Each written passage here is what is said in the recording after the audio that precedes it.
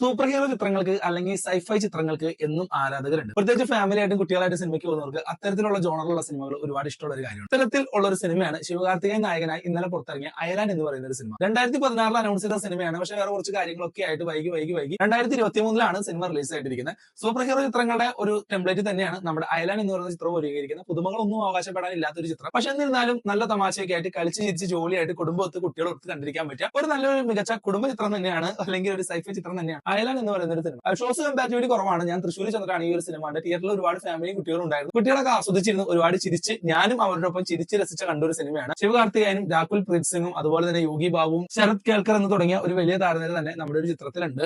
കഥ വളരെ സിമ്പിൾ ആണ്. ഒരു ഗ്രഹത്തിൽ നിന്ന് ഒരു ഏലിയൻ നമ്മുടെ ഭൂമിയിലേക്ക് വരുന്നു. ആ ഒരു ഏലിയൻ അബദ്ധവശാൽ ഇവരുടെ കയ്യിൽ ചെന്ന് പെടുന്നു. നായകനും ഏലിയനും തമ്മിലുള്ള രസകരമായിട്ടുള്ള ഒരുപാട് നിമിഷങ്ങൾ ഈ ഒരു സിനിമയിലുണ്ട്. പിന്നെ മ്യൂസിക് ചെയ്തിരിക്കുന്ന എ റഹ്മാനാണ്. യന്ത്രന്റെ മ്യൂസിക് ചെയ്തിരിക്കുന്ന എ റഹ്മാൻ തന്നെയാണ്. കുറെ സ്ഥലങ്ങളിലൊക്കെ ഒരു യന്ത്രന്റെ ആ ഒരു സാധനങ്ങൾ നമുക്ക് ഫീൽ ചെയ്യാൻ പറ്റും.